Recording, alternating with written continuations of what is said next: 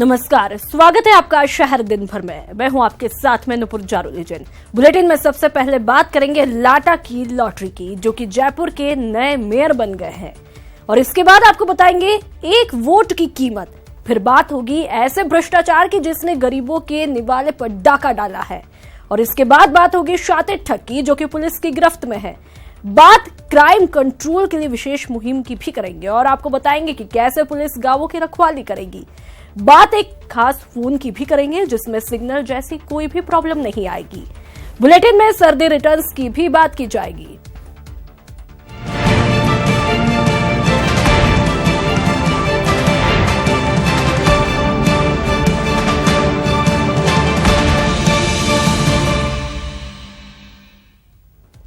BJP से बागी हुए विष्णु लाटा जयपुर के नए मेयर चुने गए हैं। बीजेपी उम्मीदवार मनोज भारद्वाज एक वोट से चुनाव हार गए।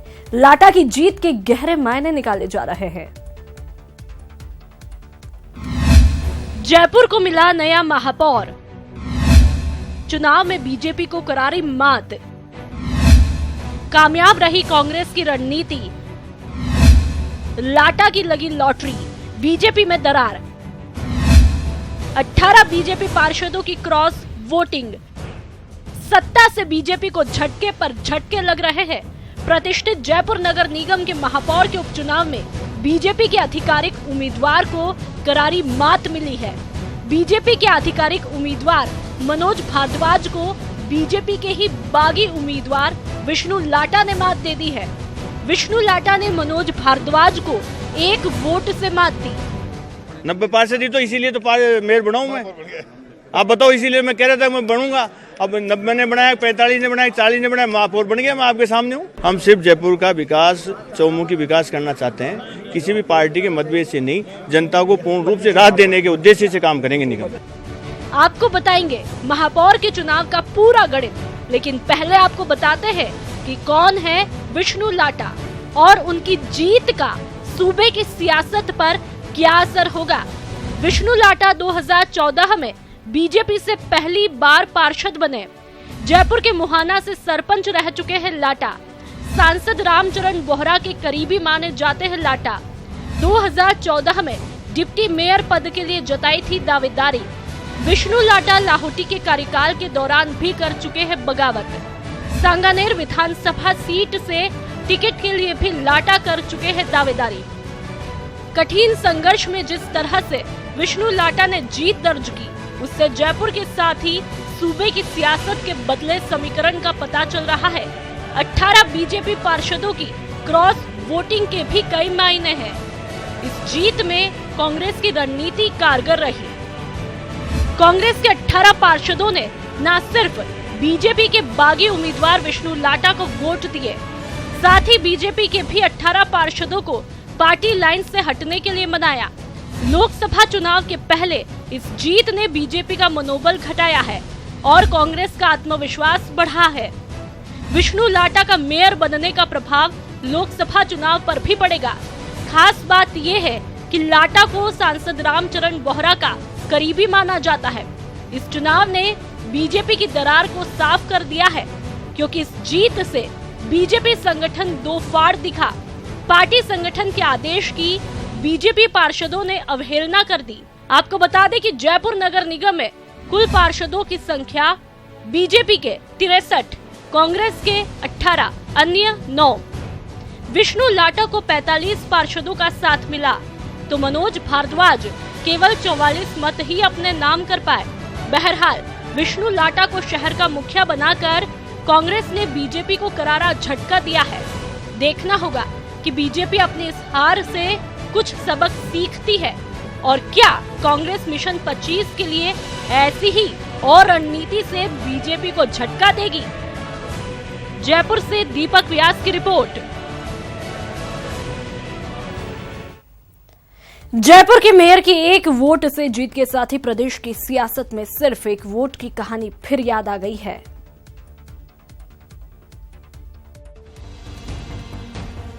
सिर्फ एक वोट से हारने का दर्द इनसे बेहतर कौन जान सकता है। जयपुर के मेयर पद पर बीजेपी के बागी विष्णु लाटा के जीत के साथ ही प्रदेश की सियासत में एक बार फिर एक वोट की कहानी याद आ गई। बीजेपी के मेयर पद के उम्मीदवार मनोज भारद्वाज को 1 वोट से हार मिली है। मेयर के चुनाव में कुल डाले गए 90 वोट में से लाटा को 45 मत मिले और मनोज भारद्वाज को 44 मत मिले, जबकि 1 वोट कैंसिल हो गया। मतगणना में कुल जो 90 मत थे उनमें 1 मत निरस्त हुआ और श्री विष्णुदत्त शर्मा को 45 मत मिले और श्री मनोज भारद्वाज को 44 मत मिले। इस प्रकार 1 मत से श्री विष्णुदत्त शर्मा विजयी हुए हैं और मेयर के पद पर निर्वाचित घोषित कर दिए गए हैं। मेयर पद पर लाटा की 1 वोट से जीत भीतरघात की वजह से हुई है, क्योंकि बीजेपी के 63 पार्षद थे। ठीक इसी तरह प्रदेश की सियासत में नाथद्वारा विधानसभा सीट से कांग्रेस के दिग्गज नेता डॉक्टर सीपी जोशी 1 वोट से हार गए थे। जोशी को 1 वोट से बीजेपी के कल्याण सिंह चौहान ने हराया था। उस वक्त विधानसभा चुनाव के दौरान सीपी जोशी मुख्यमंत्री की रेस में सबसे आगे थे, लेकिन 1 वोट की वजह से जोशी का सीएम बनने का सपना भी चूर-चूर हो गया था। जोशी की हार की पटकथा के पीछे भी पार्टी में भीतरघात माना गया है। साफ है, इतिहास अपने आप को दोहराता है। ये साबित हो गया, कल तक 1 वोट का दर्द कांग्रेस और सीपी जोशी को साल रहा था, आज मनोज भारद्वाज और बीजेपी को साल रहा है। यानी लोकतंत्र में हर एक वोट जरूरी होता है। ये जुमला नहीं, सिर्फ और सिर्फ सच्चाई है। Bureau report, news 18 Rajasthan. Chittorgarh में राशन की दुकान से मिलने वाले गेहूं में कंकड़ और पत्थर निकल रहा है और गरीबों के निवाले डाका डाला जा रहा है। देखिए रिपोर्ट में। राशन की दुकान से मिले गेहूं में कंकड़ पत्थर की ये तस्वीर चित्तौड़गढ़ की है। गरीबों के अनाज पर किस तरह डाका डाला जा रहा है। दरअसल शहर के वार्ड नंबर 35 में मौजूद राशन की दुकान से कुछ महिलाएं गेहूं खरीद अपने घर ले गई, लेकिन गेहूं की बोरी को महिलाओं ने जैसे खोल कर देखा तो हैरान रह गईं। राशन की दुकान से मिले गेहूं में काफी मात्रा में पत्थर और कंकड़ मिला हुआ था। बारी बारी गिट्टी मिली थी कि गुआ में ऐसा गुआ ना गरीब बना किसान खावे जाने 35 के लगा मैंने 4 किलो कांकरा निकल गया तो मैंने गरीब इंसान दान की जाएगा नहीं, गरीब गाँव बन बैठी 20 किलो गेहूँ लिए थे, उसमें आधे से ऊपर कंकर है। और उस गेहूँ को कैसे खाए हम, इतने गेहूँ इतने कंकर निकले हुए कैसे बिने? कम से कम 20 किलो गेहूँ बिनने के लिए 2 दिन चाहिए, इतने कंकर उस गेहूँ के अंदर। राशन की दुकान से मिलने वाले अनाज में मिलावट का ये कोई पहला मामला नहीं है। इससे पहले भी राशन की दुकान से घटिया अनाज मिलने का मामला आ चुका है। ऐसे में मुमकिन है कि एफसीआई के गोदाम में मिलावट किया गया हो, लेकिन बड़ा सवाल ये है कि आखिर कौन है वो मिलावटखोर जो गरीबों के अनाज पर डाका डाल रहा है। न्यूज़ 18 राजस्थान के लिए चित्तौड़गढ़ से पीयूष मुंदड़ा की रिपोर्ट। कहते हैं लालच बुरी बला है और इसलिए 1 का 4 करने के चक्कर में जोधपुर में कई लोग एक ठगी का शिकार हो गए। कैसे, देखिए रिपोर्ट में। सलाखों के पीछे शातिर ठग, कई लोगों को बनाया शिकार। शातिर ठग से बच के। जी हां, ये वो सच्चाई है जिसका शिकार गांव के ये तमाम लोग हुए हैं और अब जोधपुर के शास्त्री नगर पुलिस थाने में अपने पैसे की मांग कर रहे हैं। हालांकि अब इनका गुनहगार भी सलाखों के पीछे है। आगे हम इसका पूरा फर्जीवाड़ा बताएंगे, लेकिन पहले सुनिए पीड़ितों का दर्द सरपंच की ज़बानी। उस एजेंट के मार्फत लोगों से किसी से 50,000, किसी से 60, किसी से 90, किसी से लाख, किसी से कुछ और इस प्रकार का धन संचय करके उनको एक फर्जी रसीदें दे करके और कहा कि तुम्हें 10,000 दोगे तो 1 लाख रुपए लोन मिलेगा, 50,000 दोगे तो 5 लाख रुपए लोन। अब जान लीजिए इस शातिर ठग का तारुफ क्या है। नाम भंवर लाल, शैक्षणिक योग्यता 10वीं फेल, कंपनी ग्लोबल फाइनेंस। जी हां, ये वही फर्जी कंपनी है जिसके जरिए शातिर भंवर ने लोन देने के नाम पर 1 साल के अंदर कई लोगों से 18 लाख रुपए ऐंठ लिए।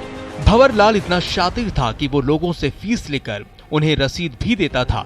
इस शातिर ठग के मायाजाल में फंसने वाले ज्यादातर लोग बाड़मेर और जोधपुर के हैं। और लोन के नाम पे इसे कुल 17,89,000 रुपए इससे लिए और ये कह के लिए कि ये आपकी इसे प्रोसेस फीस है लोन करवाने की। ये फाइलें दिए हुए करीब इसको साल भर हो गया, लेकिन एक भी लोन उसने नहीं करवाया। इस प्रकार रमेश के साथ इस आरोपी भंवर लाल ने ठगी की, जिस पे इस तथाकथित आरोपी को पूछताछ के लिए बुलाया गया है, जिससे अनुसंधान जारी है।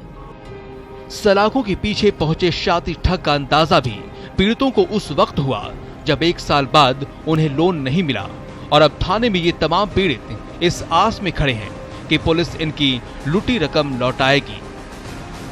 न्यूज़ 18 राजस्थान से सहयोगी शेर सिंह के साथ ललित सिंह की रिपोर्ट, जोधपुर। अपराध पर लगाम के लिए राजस्थान पुलिस हर गांव तक अपनी पहुंच बनाने की योजना पर काम कर रही है।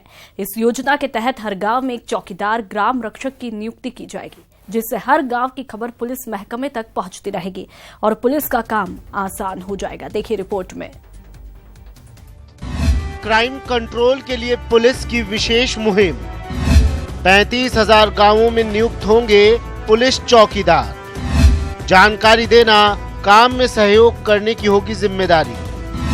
राज्य के हर गांव में एक ग्राम रक्षक का प्रावधान।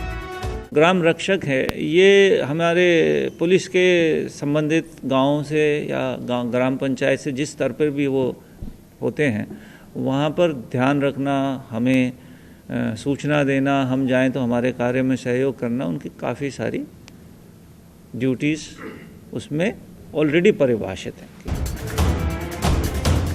राजस्थान के पुलिस प्रमुख कपिल गर्ग पुलिस में नई पहल के लिए जाने जाते हैं। अब सूबे में अपराध को कंट्रोल करने के लिए डीजीपी साहब एक नई शुरुआत करने जा रहे हैं, जिसके तहत पुलिस की पहुंच अब हर गांव तक होगी। ग्राम रक्षक की पुरानी व्यवस्था को नए अंदाज में लागू करने के लिए जल्द ही पुलिस विभाग प्रस्ताव तैयार कर राज्य सरकार के सामने इसे रखेगी और फिर राज्य सरकार को भेजेंगे और उनसे अनुरोध करेंगे कि हमारे इस प्रस्ताव पर विचार करके निर्णय लें।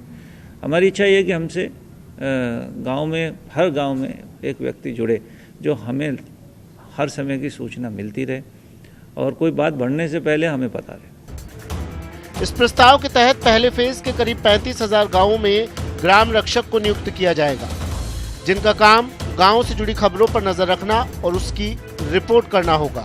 अपराध का गांव कनेक्शन देखते हुए पुलिस विभाग इसे लागू करने पर विचार कर रहा है। प्रदेश के 865 थानों में हर साल 80,000 से ज्यादा मामले दर्ज होते हैं। दर्ज मामलों में से 65% केस ग्रामीण इलाकों के होते हैं। इस आंकड़े के मद्देनजर विभाग ग्राम रक्षकों की नियुक्ति करना चाहता है। हमारा जो राजस्थान पुलिस एक्ट है उसमें धारा 48 में एक प्रावधान है कि गांव या गांव के समूह में चौकीदार या ग्राम रक्षक रखा जा सकेगा, जो ऑनरेरी होगा, स्वयं सेवक होगा, लेकिन राज्य सरकार उसे पारितोषिक दे सकेगी। प्रदेश के डीजीपी कपिल गर्ग चाहते हैं कि प्रदेश अपराध मुक्त हो। कम से कम अपराध होने के तुरंत बाद अपराधी तक पुलिस की पहुंच हो सके, जिससे उन्हें सजा दिलाना आसान हो। न्यूज़ 18 राजस्थान के लिए जयपुर से राकेश गोसाई की रिपोर्ट। और अब बात राजस्थान में आम लोगों के लिए उपलब्ध हो चुके उस खास फोन की जिसका सिग्नल न आने का कभी कोई चांस नहीं है।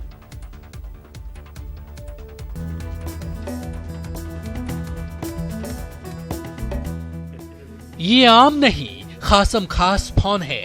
पहाड़ से पताल तक हर जगह इसका सिग्नल है। आंधी हो, बारिश हो या फिर भूकंप आ जाए, ये फोन साथ है तो फिर सिग्नल की टेंशन जैसी कोई बात नहीं है। आप सही समझ रहे हैं, ये सैटेलाइट फोन है।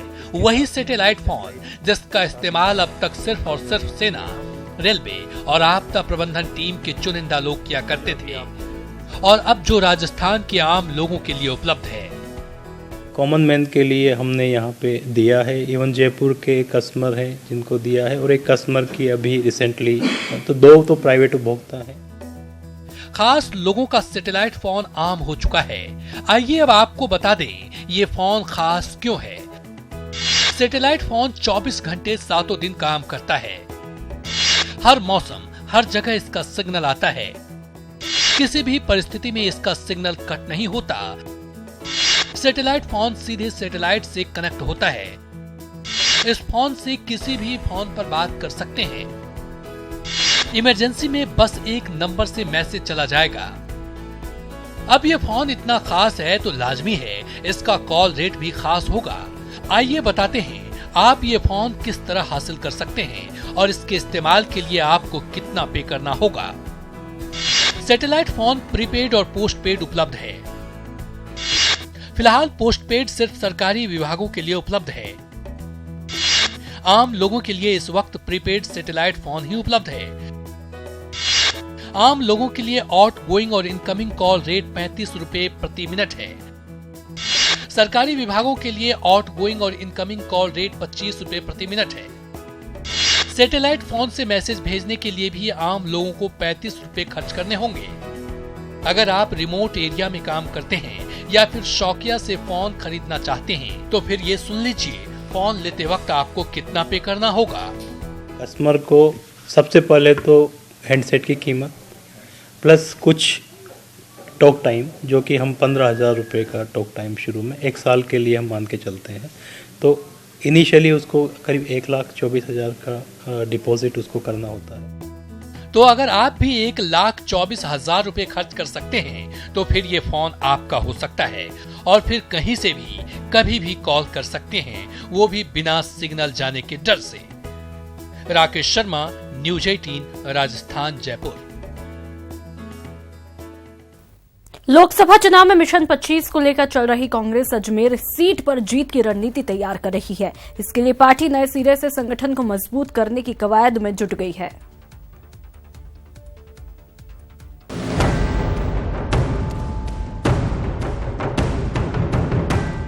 कांग्रेस के मिशन 25 में अजमेर सीट पर जीत बड़ी चुनौती है, क्योंकि इस सीट पर कांग्रेस में लंबे वक्त से गुटबाजी हावी रही है। लिहाजा पार्टी पिछली गलतियों से सबक लेते हुए संगठन को नए सिरे से मजबूत करने की कवायद में जुट गई है। इसके लिए दौरे पर पहुंचे पार्टी के प्रदेश सह प्रभारी विवेक बंसल, जिले के सभी पदाधिकारियों, कार्यकर्ताओं से संवाद उन्होंने किया। इस दौरान पार्टी के नेताओं ने इस सीट को चुनौती मानते हुए जीत का दावा किया। मिलकर के एकजुट होकर के वो जिताएंगे, क्योंकि जब चैलेंज होती है तो काम करने में मजा आएगा। जो गलतियां हमसे रह गई विधानसभा चुनावों में, उन गलतियों को देखते हुए ठीक करके और उसको जिताएंगे। आज हम सत्ता के अंदर भी हैं और यहाँ जरूर कि भाई हम 8 के 8 सीटें नहीं जीत सके विधानसभा में, मगर इसका अर्थ ये नहीं है कि हमारा कार्यकर्ता कोई उसका अपना मनोबल तोड़ करके बैठा हुआ हो। कार्यकर्ता का मनोबल पूरे जोश के साथ में है और उन्होंने इस चैलेंज को स्वीकार किया हुआ है कि अब हम 25 सीटें जीत करके राहुल गांधी की झोली के अंदर डालेंगे और उनको प्रधानमंत्री बनाएंगे। आने वाली लोकसभा में बिल्कुल बूथ स्तर पर, वार्ड स्तर पर महिलाओं की टीम गठित की जाएगी। इसके अलावा कुछ महिलाएं ऐसी होती हैं जो सिर्फ चुनाव के टाइम सक्रिय होती हैं, उन सभी महिलाओं को संगठित करके, क्योंकि हम लोगों के ऊपर वाले ने ऐसी ताकत दे रखी है कि हम घर घर पहुंचते हुए चूल्हे तक, किचन तक जा करके लोगों की कन्विंसिंग कर सकते हैं। तो हम उसका भरपूर फायदा उठाएंगे। ये जो संगठन है इसको हम और मजबूत करेंगे। विधानसभा चुनाव में एकजुट की कमी की वजह से कांग्रेस को उम्मीद के मुताबिक कामयाबी नहीं मिली थी, इसलिए आगामी लोकसभा चुनाव में इस बार फूंक कर कदम रखा जा रहा है और जरूरत पड़ने पर संगठन में बदलाव की भी बात कही जा रही है। मैं ये तो नहीं कहूँगा कि संगठन कमजोर है, पर कहीं ना कहीं कुछ ऐसी कड़ियाँ रही जिनको हम नहीं जोड़ पाए और वही मेरे ख्याल से मुख्य रूप से कारण रहा। उसको ही हम चुस्त दुरुस्त करने के लिए मेरा जो आगमन है यहाँ वो उसी को लेकर है। कहीं ना कहीं हम तो अपने संगठन को, शीर्ष नेतृत्व को, चाहे वो AICC हो चाहे प्रदेश नेतृत्व हो, उसी पे ही हम तो अब उंगली उठाएंगे, अपने ऊपर भी और उन पे भी। अगर उसकी ज़रूरत पड़ेगी तो करेंगे जो भी चीज़। अगर कहीं हमें ये महसूस होगा कि संगठन की कमी रही है या संगठन का दोष रहा है तो वहाँ होगा कहीं ना कहीं। ऐसा नहीं होगा कि हर चीज़ को ढाँप दिया जाए। इन तमाम कवायद के बीच सबसे बड़ा सवाल ये, क्या विधानसभा चुनाव में भीतर घात का शिकार होकर हारे कांग्रेसी इस बार लोकसभा चुनाव में एकजुट हो पाएंगे? न्यूज 18 राजस्थान के लिए अजमेर से अभिजीत दवे की रिपोर्ट। शहर दिन भर में फिलहाल इतना ही। नमस्कार।